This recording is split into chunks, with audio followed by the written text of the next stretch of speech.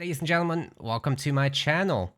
I haven't been excited about any RTS game in a very long time. That kind of changed when Playside Studios invited me to check out their upcoming RTS, Game of Thrones War for Westeros. It is interesting. We've got a trailer, which I'm gonna start clicking through here. Let's take a look together. Let's put on the sound as well. We're gonna stop frequently here. So here you got a base. It's looking a little bit Age of Empires-esque, right? Like you've got your town center, your barracks, you've got your workers, and some resource structures with this mill, tower. You're all familiar with these kinds of concepts if you're a channel regular, but this doesn't quite work like it, right? So you make your workers only exclusively to build your buildings. There is a multi-resource economy, but it's nothing like Age of Empires. You may also note that there's a very odd camera tilt that's very zoomed in, and the tilt itself is quite flat, like it's not steep enough, in my opinion. Combat is going to be made of these multi-squad member units, so they are squads. You cannot separate them. They will fight together. You cannot individually micromanage the guys, right? So you're getting a little bit more of the relic-style RTS vibes with this. Also on the minimap, you can see all these capturable locations and territories where you're going to be getting your resources from eventually, but you also get some resources from back there. There's this street structure for your secondary resource. There's 2 resource types and population as well. So it's not quite StarCraft-esque. Like I said, it's more Relic-esque with Dawn of War and Company of Heroes being pretty close comparisons. Some people would compare this a little bit to Battle for Middle-earth as well. But, you know, its handling actually feels Age of Empires-esque. Like, I feel like a lot of the UI, UX stuff is inspired by Age of Empires 4, actually. So if you're familiar with that game and its controls, this is going to make you feel right at home with that. It's very StarCraft-esque as well. Like, they've got the grid layout from the start, you know. You're going to be comfortable. There's heroes, however, so very much not StarCraft like that. Robb Stark here is a tier 2 hero, and he's pretty powerful from what I've been able to play. I didn't do any multiplayer, but I did do single player versus AI, and he was really solid. He has got this charge mechanic to him, like many cavalry units do. Very devastating, as you'll find out later in this footage, which none of it is mine. It's all trailer stuff or provided gameplay. There's abilities on the heroes, and they unlock as you level up the experience of the characters. They all are individuals, so it's not like shared, like in Spellforce, for example, but rather it's individual per hero. And there's 3 bars, so there's health, obviously. There's, I believe it was called Fortitude, which is basically a stamina system. If your unit is losing, then they'll get a debuff, and they'll have a lower attack damage, and their speed will be slower as well, so they're going to be easier to catch as they're retreating from a losing fight. And the third part is experience.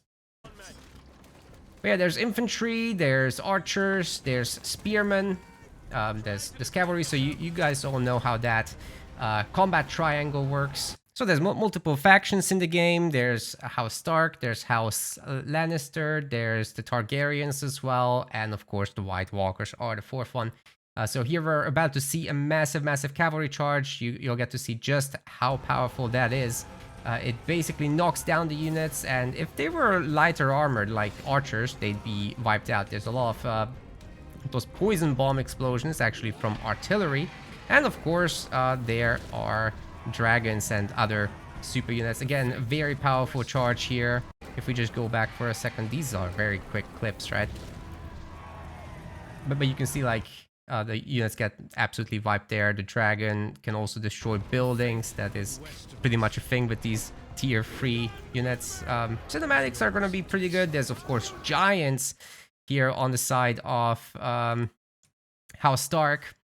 And they can also ride mammoths, so even better. And you can have multiple of them. There's some pretty high level heroes.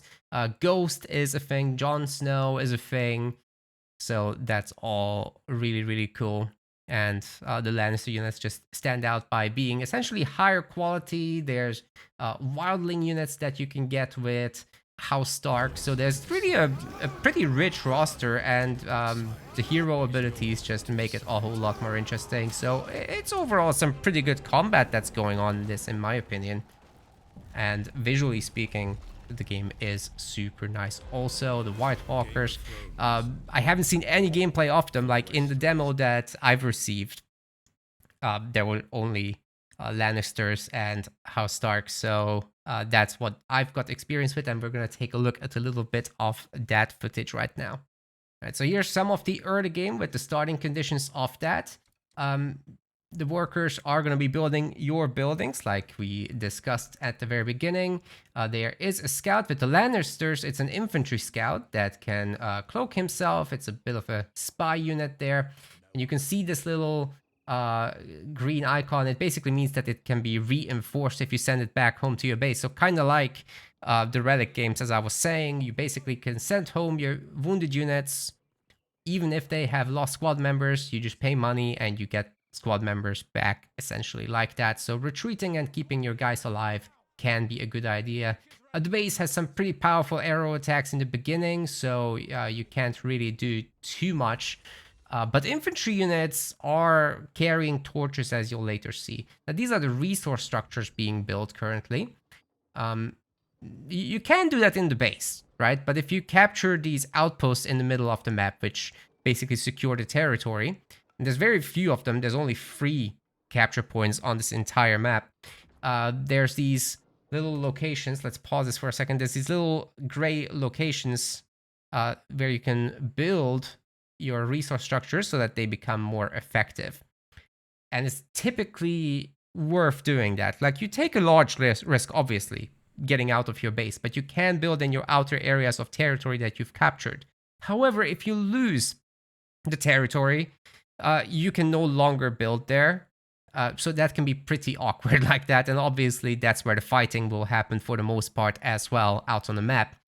If you are attacked by some infantry and they start torching your expensive buildings that you built near these capture points, and you also lose the capture point, it's pretty tragic, right? So that's probably why some players will be building extra structures back home. There's also a limit of how many of these resource structures you can build effectively. And also the angle of attack matters in this game. So if Jon Snow there was flanking and he hits those infantry units from the back, they'd be taking extra damage and whatnot. So it's a pretty good idea to try to lock them down frontally with some infantry and then get some flanking force like cavalry or just infantry that's repositioned. So there is a little bit of micro to the game for sure. And obviously just running around with fast units like cavalry, you can potentially catch a building that's out there. This is a creep getting eliminated at the moment, so these units with the big shields are actually neutral units. And it gives you a whole lot of experience for your heroes. It gives you a large resource dump as well, which you can then obviously use to your benefit. So if you're not doing PvP for a moment and you've got the units available, you might as well go to the sides of the map and eliminate these creep camps. On this map, it's in the middle. There you go, capturing the objective. And these outposts, once captured, they can also retrain your heroes, for example. So it's not necessary to retrain them back home. But obviously, if the process gets interrupted, that's terrible news. A really good cav charge here.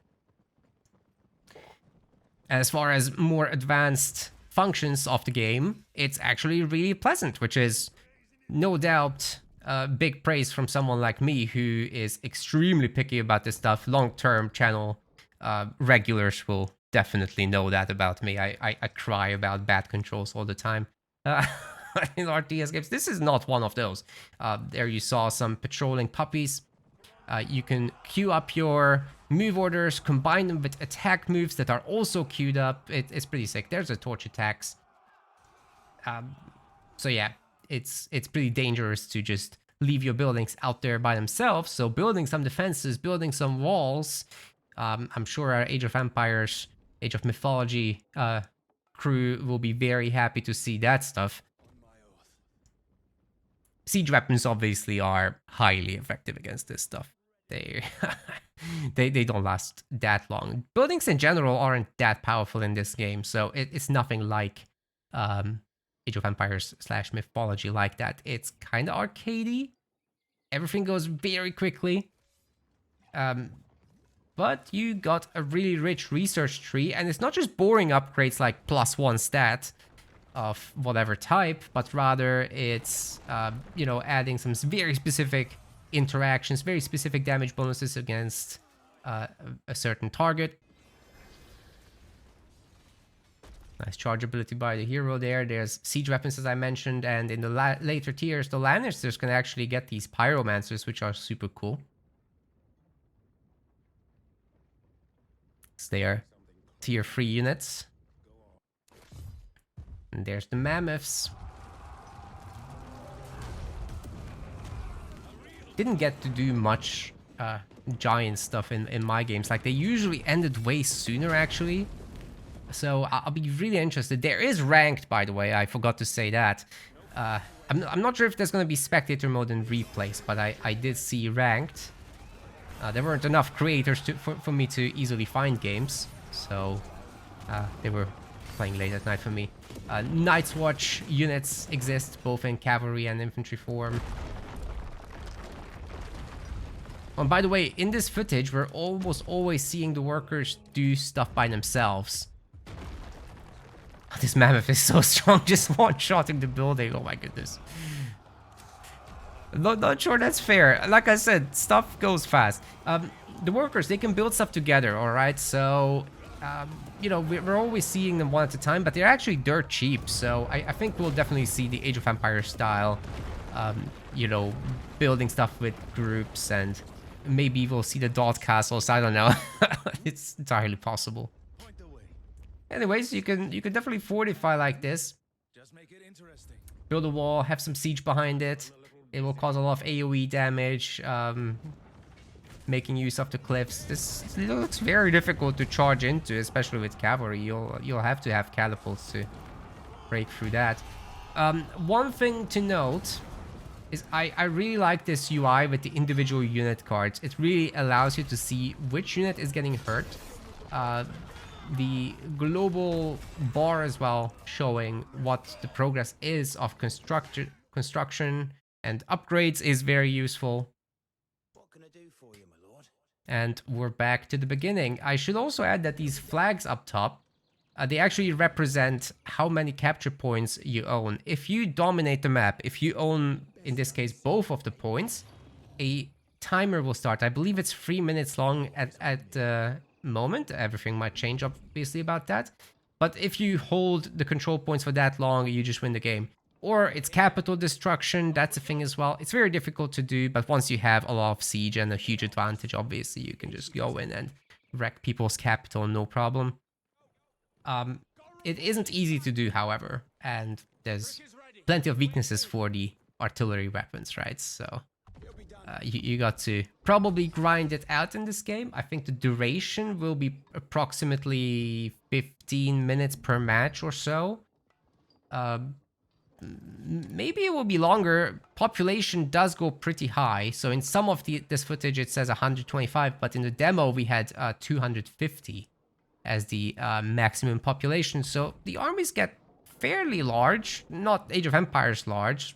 Like, the units individually take a lot of population, and because of that, you don't get as much of an army size as you would in that kind of game.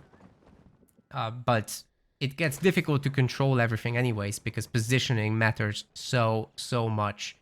If you get flanked, if your guys are surrounded, you're just gonna be in a significant amount of trouble, right?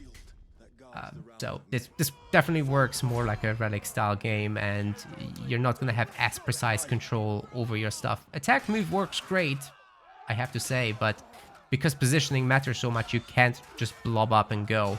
Also, at the moment in the demo, I think the pathfinding left you wishing for a little bit more polish. So I really hope that Playside can get around to improving that kind of stuff. You know, so that the smoothness of combat is maintained in the later stages. But because you don't get to the later stages that much, that reliably, I'm not sure it's going to be a huge problem, even if it is as it is in this current demo state that we've got access to. I'm not sure when exactly there will be another demo, whether it will be public, whether we'll be able to use direct footage as well. So all that is left to be found out.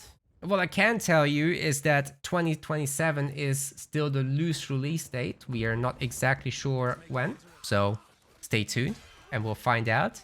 If there are spectator/replay modes, I could consider doing some tournaments for this. We'll see. I just don't know if there are any. We'll find out, right? In the meantime, once there is something playable that I can show directly, I will do so. But the tournaments are entirely dependent on that, so we're gonna find out. Anyways, this has been me for War for Westeros. I'm excited. This looks great to me. Keep it up, Playside. Let me know in the comments what you think about the game. What are you most excited for? Perhaps it might be the campaign for many of you. We haven't seen much of that yet, so remains to be seen. Thanks everyone for watching. Make sure to like and subscribe, and I'll be back with more eventually.